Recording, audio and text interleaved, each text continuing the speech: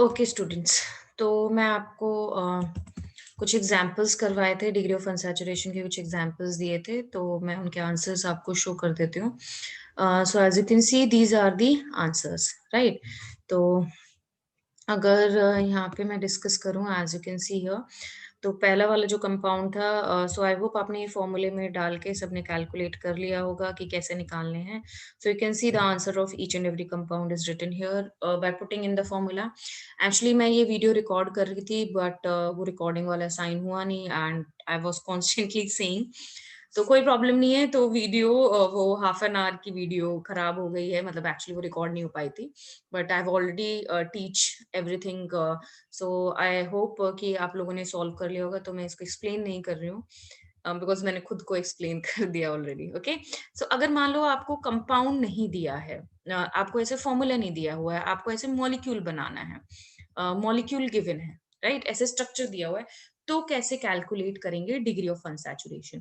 तो अगर इस टाइप के कंपाउंड्स हैं, तो हमें क्या करना है, सबसे पहले उनका स्ट्रक्चर ओपन करना है, as you can see here.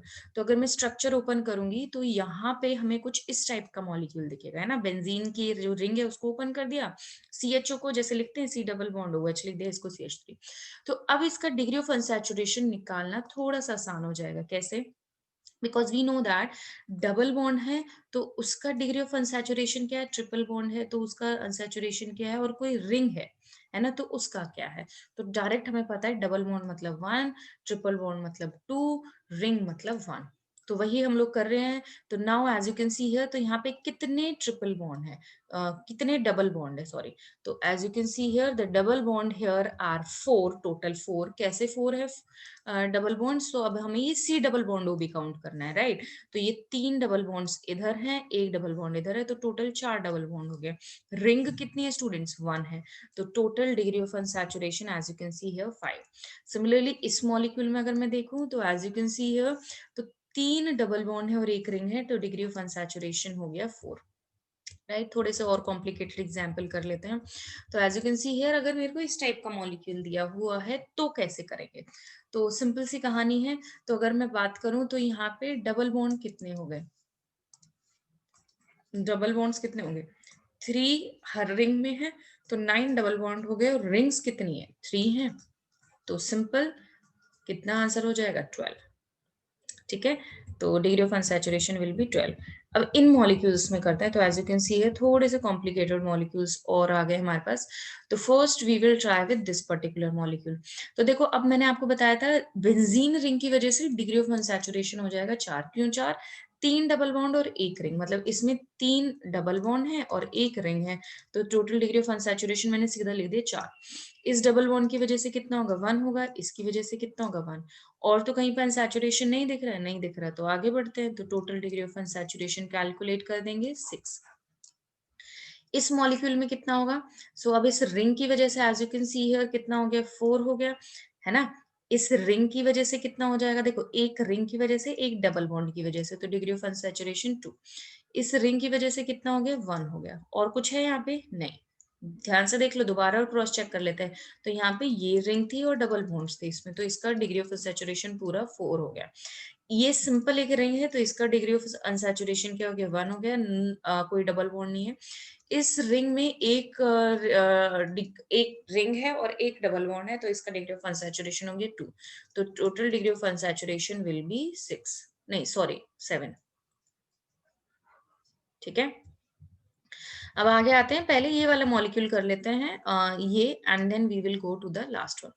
इसमें अगर मैं ध्यान से देख रही हूँ, तो देखो, तो ये हमारे पास एक बेंजीन रिंग है जिसका डिग्री ऑफ अनसैचुरेशन कितना हो जाएगा? 4 हो जाएगा। इसका कितना होगा स्टूडेंट्स? सिंपल रिंग है, क्या होगा? 1 होगा, है ना? और कुछ है? डबल बॉन्ड रिंग कुछ भी नहीं है, तो यहाँ पे सिंपल इसका degree of unsaturation will be 5। ठीक है, अब आते हैं इस रिंग प्लस बेंजीन, तो 4, एक डबल बॉन्ड यहाँ पे, एक डबल बॉन्ड यहाँ। अब इसका क्या होगा? तो अगर मैं इस रिंग को देखूं, ध्यान से सुनना, सो मैंने आपको लास्ट क्लास में बताया था कि ये फ्यूज्ड रिंग है जिनको हम लोग ब्रिज्ड कंपाउंड बोलते हैं ना। तो ऐसा अगर मेरे पास कोई कंपाउंड, और मैं कल लास्ट क्लास में भी एक्सप्लेन करा था कि ये मेरे पास दो रिंग्स इसमें ज्वाइन हो रखी हैं, दो रिंग्स एक दूसरे के साथ शेयर हो रही है। तो एक रिंग ये है और एक जो व्हाइट वाली बची है ना, तो ये क्या है? So this is nothing but two rings are connected with each other, fuse हो रखी हैं, जिसमें 3 सेंटर्स हैं। ठीक है, तो ये क्या है? सो these are the two rings, तो इसका डिग्री ऑफ अनसैचुरेशन भी क्या हो जाएगा? 2। तो टोटल डिग्री ऑफ अनसैचुरेशन कितना हो गया? 4 + 1 + 1 + 2, right? So now as you can see here, तो अब हम लोग कैलकुलेट करेंगे 8। Degree of unsaturation is 8। ठीक है, अब आती है नेक्स्ट टर्म आइसोमेरिज्म के बारे में। तो अब हम लोग आइसोमर्स को डिस्कस करते हैं। तो जैसे कि मैंने आपको पहले बताया था कि ये ऑलरेडी मैं पढ़ा चुकी हूँ, बट वीडियो रिकॉर्ड नहीं हो पाई थी। सो आइसोमर्स के बारे में अगर हम लोग बात करें तो आइसोमेरिज्म दो टर्म से मिलके बना हुआ है। आइसो विच मीन सेम, मर मतलब यूनिट या part. So isomers are those compounds which have same formula, but कौन सा फॉर्मूला? मॉलिक्यूलर फॉर्मूला सेम हो बट डिफरेंट फिजिकल और केमिकल प्रॉपर्टीज हो, such compounds are known as isomers. तो जिनका सेम मॉलिक्यूलर फॉर्मूला है but different physical chemical properties है, उनको आइसोमर्स कहते हैं। जैसे एक कंपाउंड मैंने ले लिया C2H6O, राइट? तो स्टूडेंट्स, कहने की बात यह है कि अगर डिफरेंट फिजिकल और केमिकल प्रॉपर्टीज है तो मतलब कंपाउंड ही अलग है, क्योंकि अगर सेम कंपाउंड होता तो सेम प्रॉपर्टीज शो करता। ठीक है, तो अब जैसे एक एग्जांपल से मैं आपको एक्सप्लेन करती हूँ। For example, I am having this compound C2H6O। So this C2H6O can be written as like this one, CH3CH2OH, इसका भी मॉलिक्यूलर फॉर्मूला यही है। Can be written as CH3OCH3, इसका भी मॉलिक्यूलर फॉर्मूला यही है। बट अगर हम लोग दोनों को देखें तो one is alcohol, another is sorry ether. दूसरा जो है हमारे पास ईथर है, एक अल्कोहल है and the another molecule is ether, right? So clear सी बात है कि दोनों का मॉलिक्यूलर फॉर्मूला सेम है बट दोनों सेम कंपाउंड नहीं है, दोनों का स्ट्रक्चर अलग है ना। तो इस टाइप के कंपाउंड्स कहलाते हैं isomers. I hope this point is clear. So isomers are those which have same molecular formula but different structural formula, different connectivity of atoms, right? मतलब हम लोग डायरेक्ट ऐसे नहीं बोल सकते कि डिफरेंट स्ट्रक्चरल फॉर्मूला होगा, क्योंकि क्लासिफिकेशन अलग अलग आएगा। तो आइसोमर्स की जो डेफिनेशन होगी वो ये होगी कि which have same molecular formula but different physical and chemical properties are known as isomers. अब इनको क्लासिफाई करा गया है मेन दो टाइप्स में। मेन जो क्लासिफिकेशन है वो दो हैं। पहला आता है कॉन्स्टिट्यूशनल या फिर स्ट्रक्चरल आइसोमर्स, एक ही है ये दोनों। और दूसरा क्लासिफिकेशन है स्टीरियो। ठीक है, स्ट्रक्चरल को, कॉन्स्टिट्यूशनल को अगेन 5 टाइप्स में क्लासिफाई करा गया है: chain, position, functional, meta, tautomers. इनको हम लोग सब डिटेल में पढ़ेंगे। And these are also called as ring chain isomers. वहीं पे जो स्टीरियो आइसोमर्स हैं, they are further classified as conformational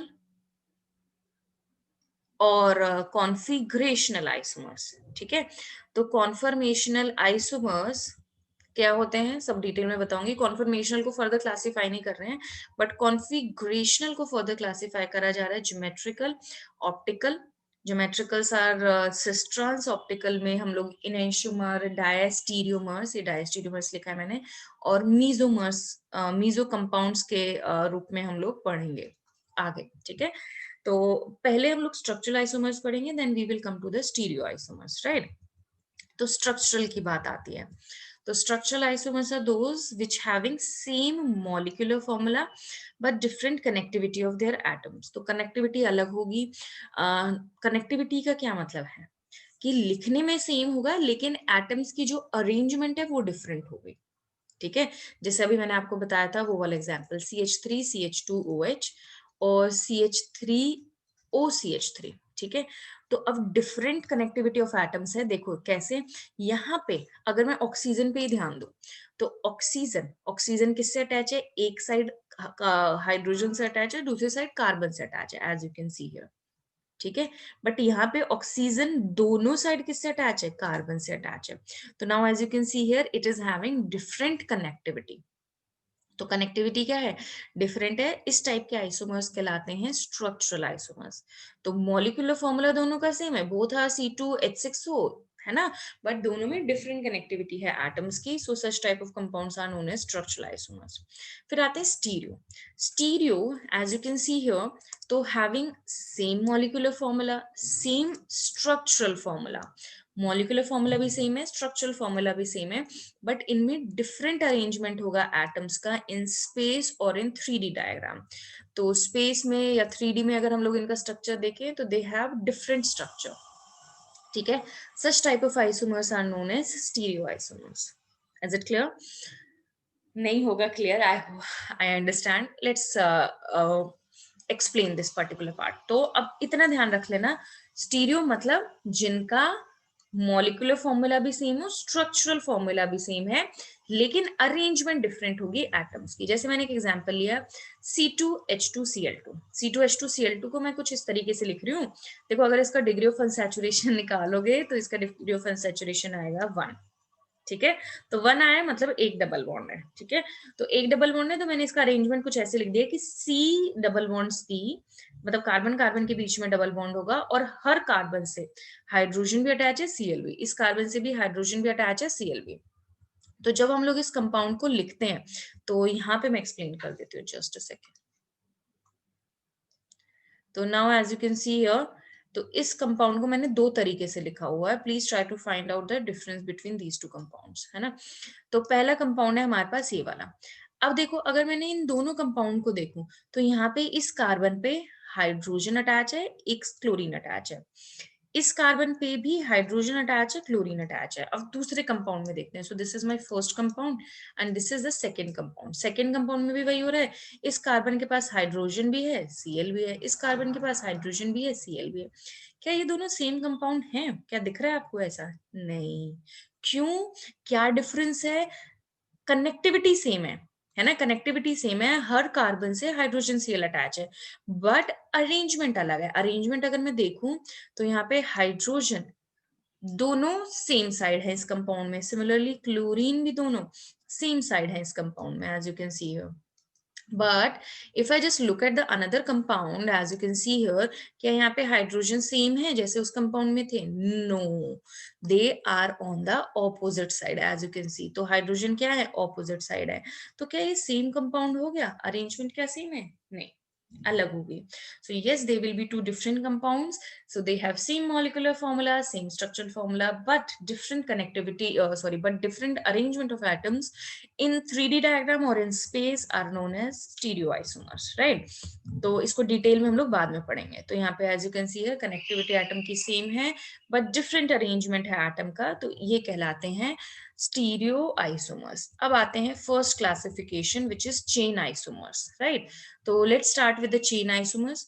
तो chain isomers are known as also nuclear और skeleton isomers, right. So let's understand this. Okay, so let's understand chain isomers, which are also called as nuclear or skeleton isomers, right? So chain isomers are those isomers which have different, देखो molecular formula तो same ही होगा, difference क्या है? Different size of main carbon chain और parent chain, जिसको हम लोग parent chain के नाम से जान रहे थे। तो different size of main carbon chain, या फिर पैरेंट चेन में डिफरेंस हो सकता है, या फिर साइड एल्काइल चेन, उसमें डिफरेंस हो सकता है, right. So as you can see here,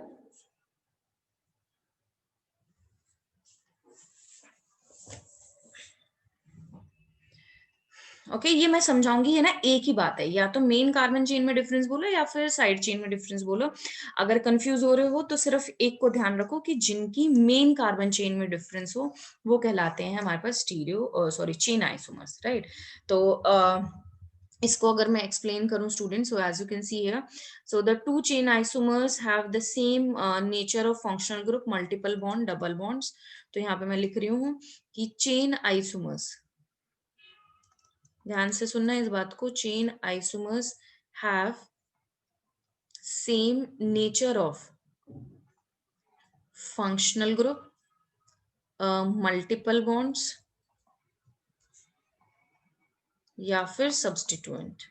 substituent मतलब एक्सेप्ट आर, एल्काइल ग्रुप को छोड़ के, ठीक है। और यहाँ पे हम लोग बोलते हैं कि जो पोजीशन है,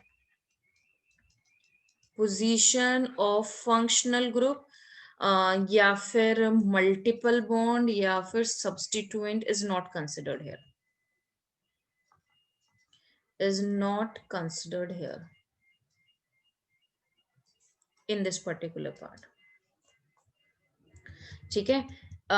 और अगर मैं यहाँ पे एक और पॉइंट एक्सप्लेन करूँ तो the isomer showing chain isomer belongs to the homologous series also, and chain and positional isomer is not responsible between isomeric compound. ये मैं अभी एक्सप्लेन करूंगी आगे आपको, ठीक है। जैसे मैंने एक एग्जांपल लिया, ध्यान से सुनो। सो आई हैव ये ब्यूटेन का एग्जांपल C4H10, ठीक है। इससे पहले अगर मैं आपको बताऊं कि C1 to C3, मतलब जैसे CH4 हो गया, CH2 CH3 CH3 हो गया, या फिर CH3 CH2 CH3 हो गया, तो ये चेन आइसोमर शो नहीं करते, तो इनकी कोई चेन आइसोमर नहीं होगी। तो जो फर्स्ट कंपाउंड्स हैं जहां से चेन आइसोमरिज्म शुरू होगा, दैट इज कार्बन 4। तो कार्बन 4 का एग्जाम्पल जैसे मैंने ले लिया C4H10, तो यहाँ से चेन आइसोमर शुरू होंगे। तो अब मैंने एक कंपाउंड लिया है ये, which is called as N-butane, अगर आपको याद हो तो, and the another compound is this one, ठीक है। तो अगर आप इनका फॉर्मूला देखें तो as you can see here, so molecular formula same है बट डिफरेंट कनेक्टिविटी है एटम्स की, तो स्ट्रक्चरल आइसोमर्स कहलाएंगे। और स्ट्रक्चर में भी कौन सा, chain. Now as you can see here, यहाँ पे 4 कार्बन एटम की चेन है, ये नॉर्मल चेन है। यहाँ पे जो चेन है, पैरेंट चेन कितने कार्बन एटम की है, 3 कार्बन एटम की है, तो ये दोनों क्या हो गए, आइसोमर्स हो गए। नेक्स्ट कंपाउंड जैसे मैंने एक्सप्लेन करा है इसमें C5H12 में, तो अगर हम लोग इसकी बात करें तो as you can see here C 5 carbon, ठीक है, 5 कार्बन हो गए। दूसरा इसका क्या हो जाएगा, जिसमें 4 कार्बन एटम बने हुए हैं, ये हो गया, ठीक है। फिर तीसरा जिसमें 3 कार्बन की चेन है, तो मतलब ये हो गया। So all these are the chain isomers, ठीक है। Next compound is for the 6 carbon C6H14। तो कितने आइसोमर्स बन सकते हैं, तो मैं यहाँ पे बता देती हूँ स्टूडेंट्स। तो कितने बन रहे हैं वो पहले मैं ड्रॉ कर देती हूँ, ठीक है। तो पहला हमारे पास ये बन गया 6 कार्बन का, तो चेन ऐसे ही शुरू करेंगे 1 2 3 4 5 6। सो दिस इज फर्स्ट, ठीक है। दूसरा जिसमें मैंने मैं इधर ड्रॉ कर देती हूँ, जस्ट अ सेकेंड, ठीक है। दूसरा कंपाउंड जिसमें मैंने 5 कार्बन की चेन बनाई है, अब देखो 1 2 3 4 5, ठीक है, हो गए 5। अब इसको थोड़ा सा और इधर लेते हैं ताकि हमें और स्पेस मिल जाए। 5 हो गए, तो अब देखो कहाँ कहाँ लग सकता है, तो इस पोजीशन पे लग सकता है, ये सेकंड कंपाउंड हो गया। यहाँ पे चेन लग सकती है, तो ये क्या हो गया, थर्ड कंपाउंड हो गया। अब इसके बाद यहाँ लगाएंगे तो ये दोनों मैच कर जाएंगे, तो जरूरत नहीं है ना। फिर अब ये एक हो गई, ये कैटेगरी हो गई। तीसरी कैटेगरी आती है जब हमारे पास 4 कार्बन एटम की चेन हो, main chain should be of 4 carbon atom. तो जब मैं ऐसे ड्रॉ कर रही हूँ, तो as you can see here, तो हमारे पास ये कैटेगरी आएगी। एक मैंने कार्बन इधर ले लिया, एक कार्बन मैंने इधर ले लिया, यही पॉसिबिलिटी है, इसके अलावा कुछ और बना सकते हैं नहीं, ठीक है।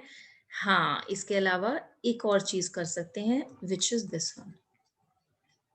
ये भी तो 4 कार्बन है, ये भी तो मेन चेन जो है वो 4 कार्बन की होगी, है ना, ठीक है। So this is the fifth one, ठीक है। अब आता है कि 3 कार्बन की अगर हम लोग चेन बनाए,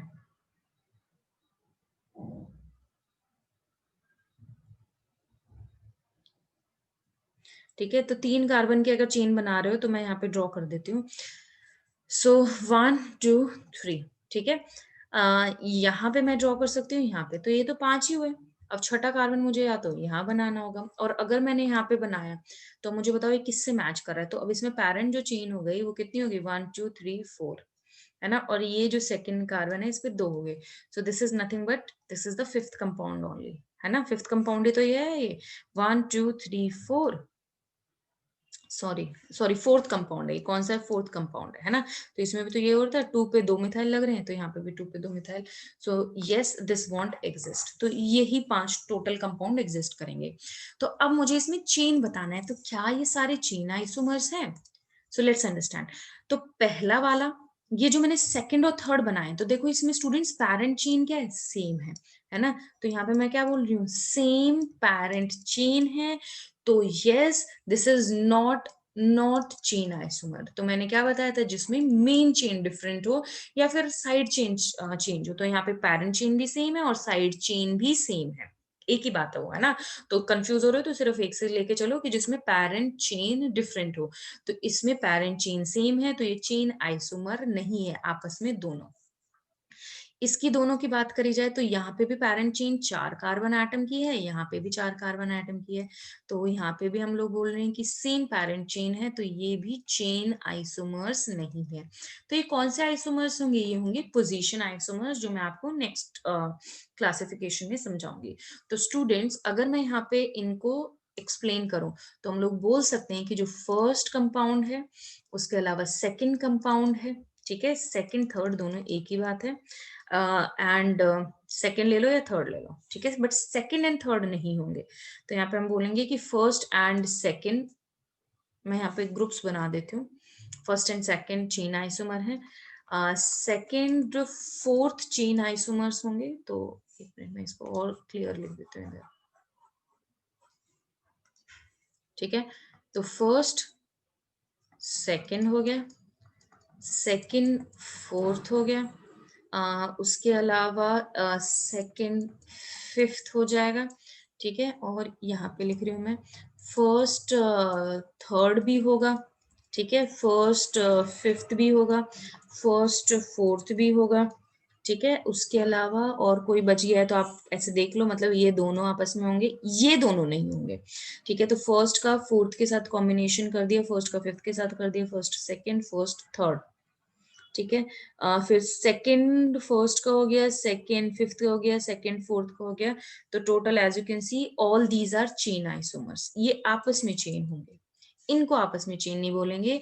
these both are position isomers, ये आपस में पोजीशन आइसोमर है, ये भी आपस में क्या होंगे, पोजीशन आइसोमर्स। तो अब नेक्स्ट हम लोग डिस्कस करेंगे पोजीशन आइसोमर्स। अच्छा, इससे पहले पोजीशन करने से पहले एक दो एग्जांपल्स और देख लेते हैं हम लोग। तो क्वेश्चन है ये,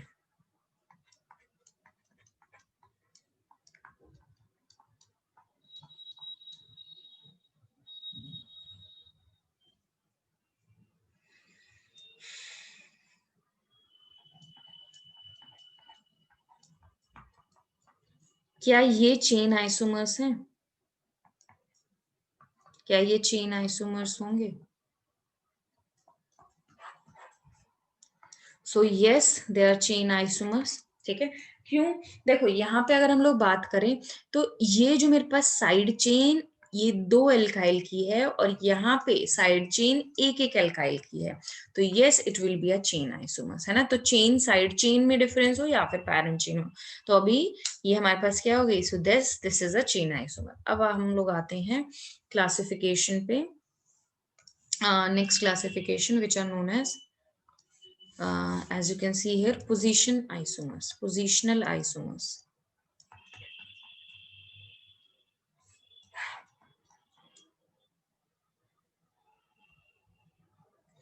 ठीक है। तो यहाँ पे हम लोग इनका क्लासिफिकेशन कुछ ऐसे करते हैं कि these isomers have different position of locants which is functional group, या फिर multiple bond, या फिर substituent in same parent chain, ठीक है। तो कहने का मतलब क्या है, इसमें सबसे फर्स्ट और इंपॉर्टेंट चीज जो याद रखनी है, parent chain must be same. Parent chain क्या होनी चाहिए, सेम होनी चाहिए, तभी वो क्या कहलाएंगे, positional isomers, right. As you can see this particular example, तो और एक और चीज स्टूडेंट्स इसमें जो ध्यान रखने की है, नंबर ऑफ फंक्शनल ग्रुप या फिर multiple bond should be same. Number same होना चाहिए, पोजीशन अलग हो सकती है। ऐसे नहीं कि एक कंपाउंड में दो मल्टीपल बॉन्ड है, एक में 3 दे रखे हैं, वो गलत हो जाएगा। ठीक है। अब एग्जांपल्स डिस्कस करते हैं। जैसे अभी मैंने जो बताया था 6 कार्बन वाला, तो उसी को हम लोग डिस्कस करते हैं। तो ये मेरे पास कहानी थी कि यहाँ पे एक एक कार्बन लगा हुआ है और यहाँ पे एक एक कार्बन लगा हुआ है। तो दिस इज पेरेंट चेन, क्या है, सेम है। पेरेंट चेन क्या है, सेम है, बट इन दोनों मिथाइल की पोजीशन अलग अलग है। तो दिस इज पोजीशनल आइसोमर्स। ठीक है। और एग्जांपल्स देखते हैं। उसी का जो मैंने लास्ट अभी एग्जांपल बताया, उसी का ही हम लोग दूसरा एग्जांपल डिस्कस करते हैं। 5 कार्बन की चेन थी, अगर आपको याद हो तो। ये 5 कार्बन की चेन थी, यहाँ पे सेंटर में सी है, इधर सेंटर में सी है, तो ये भी हमारे पास क्या हो गया, पोजीशनल आइसोमर है ना। पोजीशन अलग है because parent chain is same. दूसरा आता है डबल बॉन्ड का, एक एग्जांपल ले लेते हैं। मतलब ये है मेरे पास, ठीक है, पेरेंट चेन सेम है बट डबल बॉन्ड अलग हो गया। यहाँ पे सेकेंड कार्बन पे आ रहा है, यहाँ पे फर्स्ट कार्बन पे आ रहा है, तो ये कैसे हो गए, पोजिशनल आइसोमर। और एग्जांपल्स देखते हैं। फंक्शनल ग्रुप का देख लेते हैं, ट्रिपल बॉन्ड का देख लेते हैं। सो सी ट्रिपल बॉन्ड सी,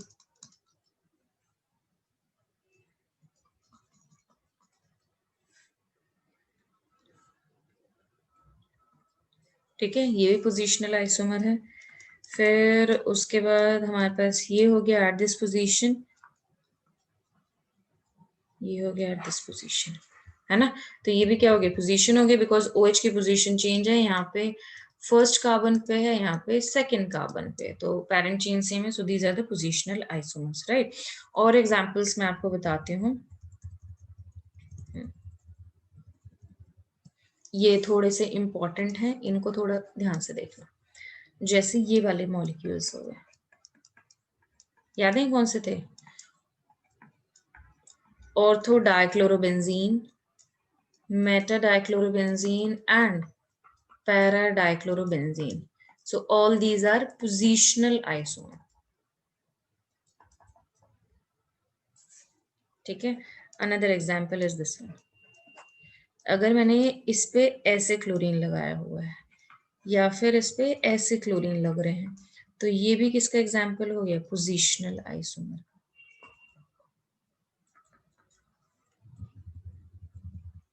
ठीक है। और एग्जाम्पल्स देखते हैं। ये ले लिया मैंने, क्लोरीन क्लोरीन इधर है, क्लोरीन क्लोरीन इधर है, ये भी क्या एग्जाम्पल हो गए, पोजिशनल आइसोमर्स।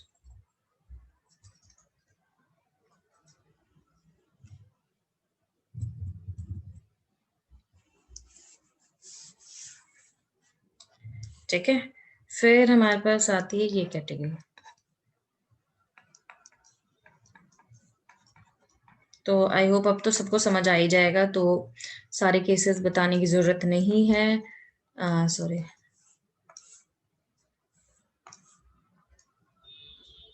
ये भी क्या हो गए, पोजिशनल आइसोमर। ठीक है। तो पेरेंट चेन क्योंकि सब में सेम है, तो सब पोजिशनल आइसोमर होंगे। ओके। अब मैं एक क्वेश्चन पूछती हूँ आपसे। ठीक है। Considering all positional and chain isomers, सब करने हैं, positional chain isomer, tell total isomers possible in C6H12। कितने टोटल आइसोमर्स पॉसिबल होंगे C6H12 में। चलो C6H12 आपका होमवर्क हो गया। सो this is your homework and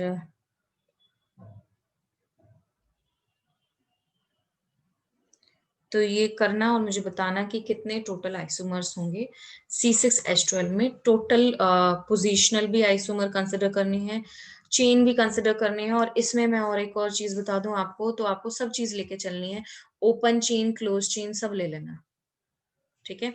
तो इसमें सब चीज कंसिडर कर लेना, ओपन चेन, रिंग्स, सब।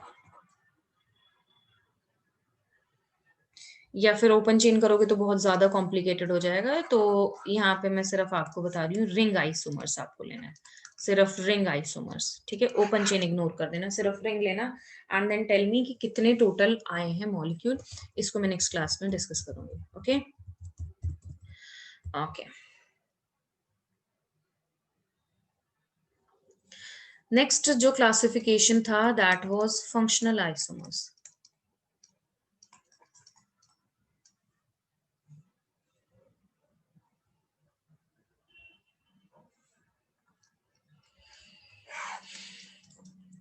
फंक्शनल आइसोमर्स की बात करें तो फंक्शनल आइसोमर्स वो होंगे तो compounds have same molecular formula but different type of functional group, ठीक है। Different type of functional group है। अच्छा, इसमें एक और जो ध्यान रखने वाली चीज है कि अगर इसमें चेन या पोजीशन आइसोमर्स आ रहे हैं तो वो इग्नोर करने हैं, right. So we have to ignore chain and positional isomers in this case. तो इसको प्रायोरिटी मिलेगी, चेन और पोजीशन को इग्नोर कर देंगे। जैसे एक कंपाउंड मैंने ले लिया, ठीक है, जो रिंग चेन मैं आपको बता रही थी वो भी इसी में ही हम लोग पढ़ते हैं। तो जैसे मेरे पास ये कंपाउंड है 4 और ये इसकी हो गई रिंग, तो दोनों का मॉलिक्यूलर फॉर्मूला सेम है। तो इस टाइप के हमारे पास जो कंपाउंड होंगे स्पेसिफिकली ये कहलाते हैं ring chain isomers, but they are also functional isomers. इनको भी हम लोग फंक्शनल आइसोमर्स ही कहेंगे, but to a very specific category ring chain isomers, right. अलग से पढ़ने की जरूरत नहीं है, इसी में मैंने आपको एक्सप्लेन कर दिया है। और कोई एग्जाम्पल रिंग चेन का, जैसे कि यहाँ पे मैंने आपका ले लिया C bond C triple bond CH। अब यहाँ पे आप देख रहे हो 2 डिग्री ऑफ अनसैचुरेशन हो गए, तो इसको मैंने ऐसे ड्रॉ कर दिया, ठीक है। तो ये भी रिंग चेन हो गया। Okay okay. नेक्स्ट अगर मैं कोई और कंपाउंड बताऊं फंक्शनल ग्रुप जिसमें डिफरेंट हो, तो स्टूडेंट्स जैसे मैंने आपको एक पहला एग्जांपल बताया था, ये वाला example C bond OH, that is CH3 CH2 OH। इसका जो फंक्शनल आइसोमर क्या हो जाएगा CH3 OCH3। This is the functional isomer of this particular compound. और एक कंपाउंड लेती हूँ मैं, जैसे मैंने ये मॉलिक्यूलर फॉर्मूला लिख लिया C4H8O। इसके कितने फंक्शनल ग्रुप आइसोमर्स बन सकते हैं? So as you can see here, so first is this one CH3 CH2 CH2 CHO, ठीक है। Another is CH3 CH2 CO CH3। Another can be CH double bond CH2 double bond CH bond CH2 CH2OH, ठीक है। तो ये तीनों क्या हो जाएंगे functional group isomers.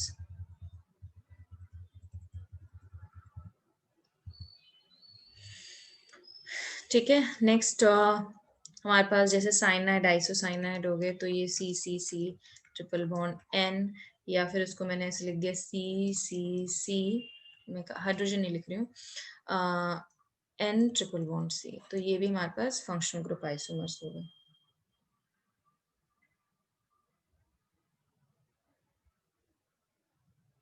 Right.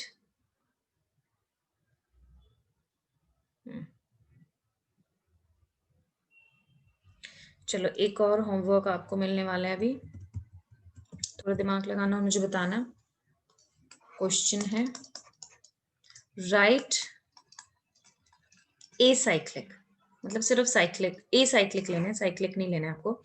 A cyclic isomers of C5H12O। तो जितने चाहे उतने ड्रॉ कर सकते हो, और बट सेम नहीं होना चाहिए, और मुझे बताना टोटल कितने होंगे इसमें एग्जिस्ट कर रहे हैं जो, right. Okay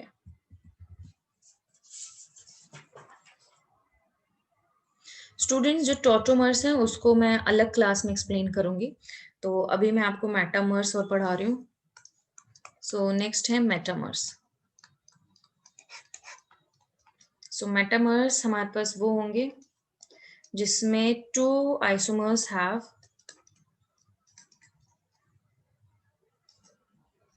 same functional group. अब इसमें फंक्शनल ग्रुप भी सेम है, ठीक है, बट ऐसा फंक्शनल ग्रुप होना चाहिए जिसमें एक हीट्रो एटम हो। सेम फंक्शनल ग्रुप, ठीक है, but that functional group contain either oxygen, nitrogen, sulphur, ठीक है, but have different nature of alkyl और एराइल ग्रुप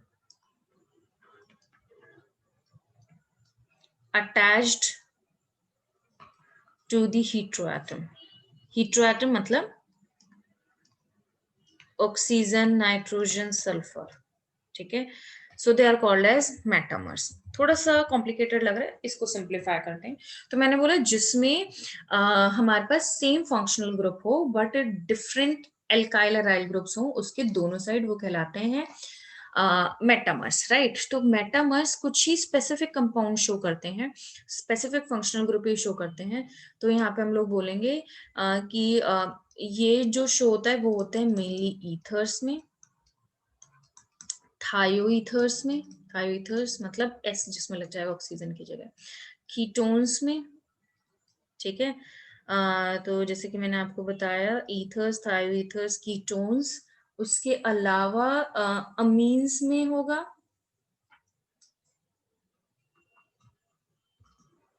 ठीक है, एस्टर्स में भी होता है, एंड उसके अलावा हम लोग बोलते हैं सल्फोनेट एस्टर्स में भी देखने को मिलता है, एंड एनहाइड्राइड में भी देखने को मिलता है, ठीक है। So these are the compound anhydride, ठीक है। अब मैं एग्जांपल बताती हूँ आपको। जैसे मैंने कंपाउंड ले लिया CH3CH2O CH2CH3, ठीक है। तो ये एक कंपाउंड है, और दूसरा कंपाउंड मैंने कुछ इस तरीके से बनाया। नाउ आप देख सकते हो कि इन दोनों का मॉलिक्यूलर फॉर्मूला सेम है, फंक्शनल ग्रुप भी सेम है, लेकिन जो ये ऑक्सीजन है इसके अराउंड दोनों की कनेक्टिविटी डिफरेंट है। यहाँ पे दोनों कैसे ग्रुप है, इथाइल है, इधर भी इथाइल है, बट इसमें इस ऑक्सीजन के इधर मिथाइल ग्रुप है और दूसरी साइड प्रोपाइल है, राइट। सो ये क्या कहलाएंगे, दीज आर द मेटामर्स। क्या होंगे, ये मेटामर्स होंगे, ठीक है। जैसे दूसरा एग्जाम्पल मैं लेती हूँ, मैंने एनहाइड्राइड्स का यहाँ पे डिस्कस करूंगी। तो CH3 bond C double bond O bond O bond CH2CH3, ये मैंने ले लिया, ठीक है। तो यहाँ पे CO के साथ एक CH3 अटैच है, और अगर मैं ये कंपाउंड कुछ इस तरीके से बनाती हूँ, CH3 CH2 C double bond O bond O CH3, so these all are metamers. तो यहाँ पे अब कार्बन के इधर दो कार्बन है, इथाइल ग्रुप है, और इधर मिथाइल है, पहले यहाँ पे इथाइल था, ठीक है। So as you can see here, दूसरा compound I am taking here is ester हो गया, अमीन्स का ले लेते हैं, ठीक है, कीटोन का ले लेते हैं, चलो।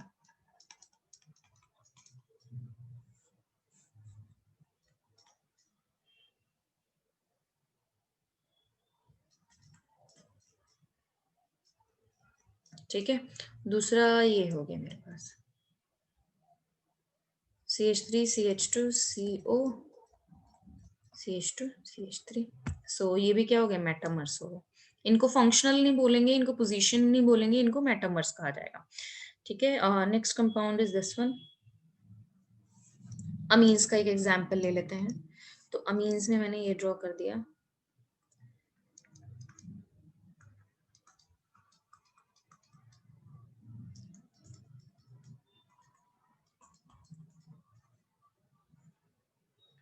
ठीक है। एक और इसका एग्जांपल है, तो ये तीनों क्या हो गए, मेटामर्स हो गए, है ना, क्योंकि यहाँ पे दो ethyl ethyl ethyl methyl, methyl methyl propyl, methyl methyl, और ये आइसो प्रोपाइल इसको बोल सकते हैं। So as you can see all these are metamers. ठीक है, इसके बाद नेक्स्ट आता है स्टूडेंट्स क्लासिफिकेशन टॉटोमर। तो टॉटोमर के लिए हम एक अलग क्लास लेंगे और उसमें हम लोग टॉटोमर्स को समझेंगे। तो tautomers itself are a very big type of isomer, जिसमें हमें काफी सारे केसेस पढ़ने हैं। तो अभी ये वीडियो यहीं पे फिनिश करते हैं। टॉटोमर्स मैं आपको नेक्स्ट वीडियो में एक्सप्लेन करूंगी। सो आई होप सबको समझ आ रहा है। होमवर्क कर लेना जो मैंने आज आपको दिया, अगर आप करोगे तो you will find this chapter very very interesting.